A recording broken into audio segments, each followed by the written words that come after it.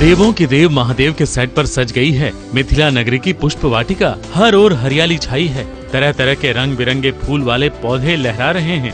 कहीं पर फूलों से भरे हुए दौने भी तैयार हैं, तो कहीं पर तो फूलों से सजे हुए पौधों को लेकर सेटिंग वाले लोग बैठ गए हैं। भाई सीताराम का प्रथम मिलन का दृश्य फिल्माना हो और अगर फूल वाले पौधों से भरे हुए बागीचे को दिखाना है तो इस तरह से पौधों की क्यारी तो बनानी ही पड़ेगी ना।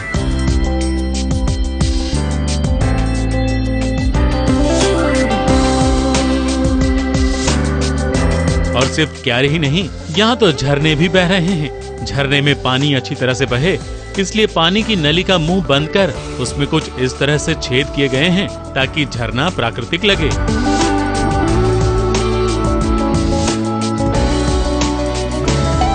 अपने नगर के इस पुष्प वाटिका को माता सीता भी ध्यान से निहार रही हैं और शायद सोच रही हैं कि ओह, हमारी पुष्प वाटिका इतनी बड़ी है। श्री राम को जिस पुष्प वाटिका में सीता को पहली बार देखना है, उस जगह को शायद सीता माता भी पहली बार देख रही हैं।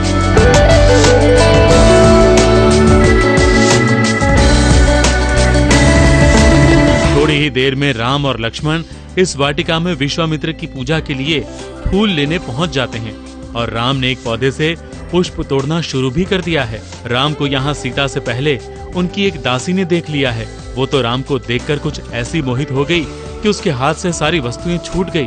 लेकिन हमें तो लगता है कि वो अचंभित रह गई, राम को देखकर नहीं, बल्कि राम को एक ही पौधे से अलग अलग प्रकार के फूल तोड़ते हुए देखकर। एक ही पौधे से कभी लाल तो कभी पीला फूल राम तोड़ रहे थे, और वो भी पौधे के ऊपर से नहीं, बल्कि पौधे के बीच में हाथ डालकर वो फूलों को निकाल रहे थे। अब ये देखकर अगर हम अचंभित रह गए तो बेचारी दासी तो हो ही जाएगी।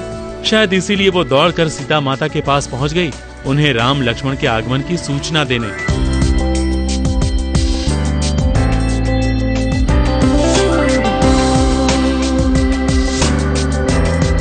माता सीता आ गई राम को देखने।